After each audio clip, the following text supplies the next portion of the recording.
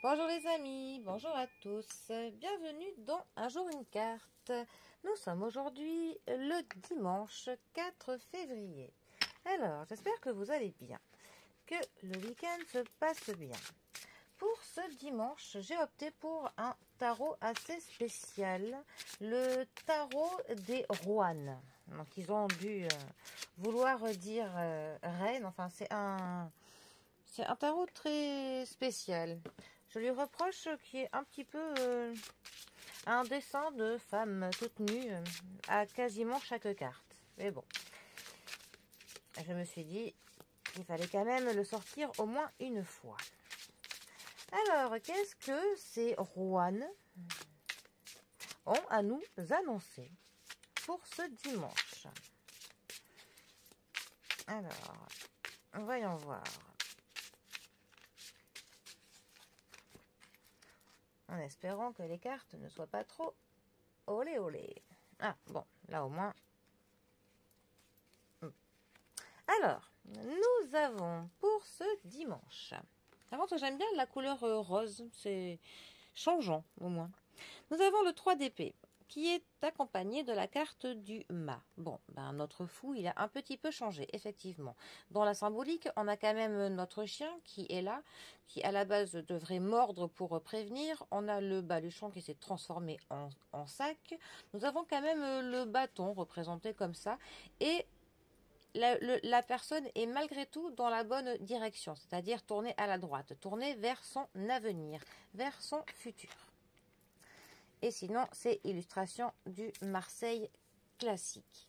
Alors, les épées.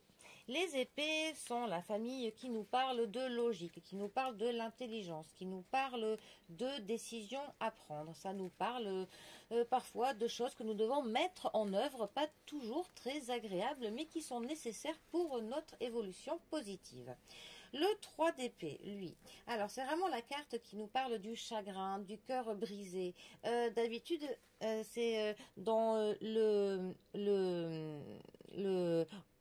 Rider-Waite, vous savez, c'est ce gros cœur rouge qui est transpercé par trois lames. C'est vraiment la carte quand on a le cœur brisé, quand on a de la douleur, quand on est triste, quand on a le cœur qui est meurtri.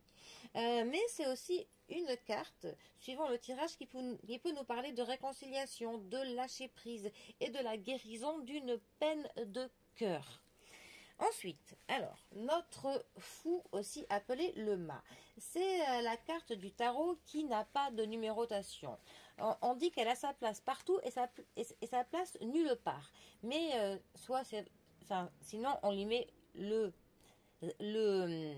0, hein. Sinon le 22. Le 22, pourquoi est-ce qu'on lui met quand même un nombre? C'est que lorsqu'on fait une coupe, eh bien, on a besoin d'un nombre pour calculer notre coupe.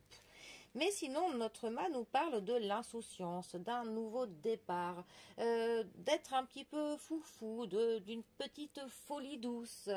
Ça nous parle de prendre certains risques, parfois de l'inconscient. Ça peut nous parler de l'immaturité. Ça peut dire que parfois on n'est pas très bien préparé, que l'on agit un peu trop dans l'impulsivité. Mais notre fou peut aussi vraiment nous dire que si on a une idée folle, que parfois, eh bien, elle peut être bonne, que parfois, il faut quand même que l'on ose sortir du cadre. C'est quand même une carte qui va nous parler des personnes qui, justement, n'aiment pas être mis dans telle case. Des personnes qui vont vouloir penser par eux-mêmes, qui parfois vont vouloir quitter certaines normes, une certaine bien-pensance. Des personnes qui ont envie de vivre leurs expériences voilà, de vivre leurs expériences, tout simplement de faire leur propre vie et de ne pas suivre une route que la société pourrait nous imposer ou que les autres pourraient nous imposer.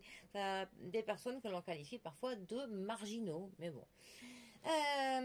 Ces deux cartes ensemble, que peuvent-elles nous dire? Eh bien, ça pourrait par exemple nous dire qu'après une peine de cœur, qu'après un chagrin d'amour, quelque chose qui nous a fait mal, eh bien, on aurait décidé un petit peu de tout plaquer et de partir tracer notre route, de faire notre propre chemin, peut-être dans le but d'oublier peut-être cette peine de cœur, mais voilà, on a envie pour le coup de partir à l'aventure, hein, tout simplement. En tout cas, on pourrait voir cette notion que quelque chose qui nous a a meurtri, quelque chose qui nous a fait mal, hein. Ça pourrait aussi être une peine familiale, une peine, peu importe, hein, mais que cette peine qui nous a touché en plein cœur est pour le coup est bien le point d'un nouveau départ. Et que pour le coup ça aurait été, enfin, voilà, on aurait décidé de partir vers autre chose, dans un nouvel axe, de changer de cadre, voilà, de voir autre chose après cette peine.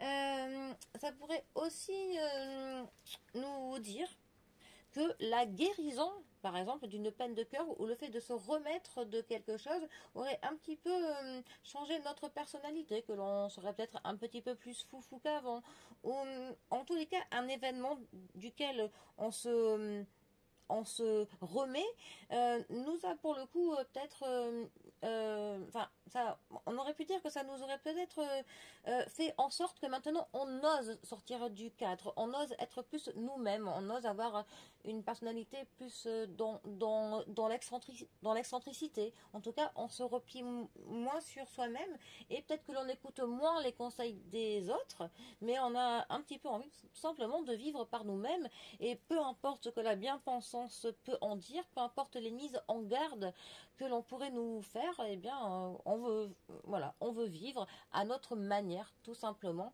Et il se peut que des personnes, pour le coup, nous mettent en garde ou soient contre ça.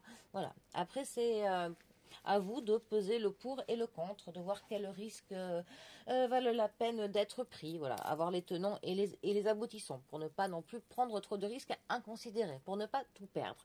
Mais comme je dis souvent, sortir du cadre un petit peu n'est quand même pas une mauvaise chose, hein. C'est ce qui fait de nous de ne pas être tous pareils, hein. Il faut un peu de l'originalité sur cette terre, sinon ce serait bien ennuyant. Bon, sur ce, les amis, je vous souhaite bien un très bon dimanche, que vous voyez la vie en rose, comme ce tarot. Et moi je vous dis à demain pour un prochain tirage. Allez les amis, à bientôt, bisous à tous.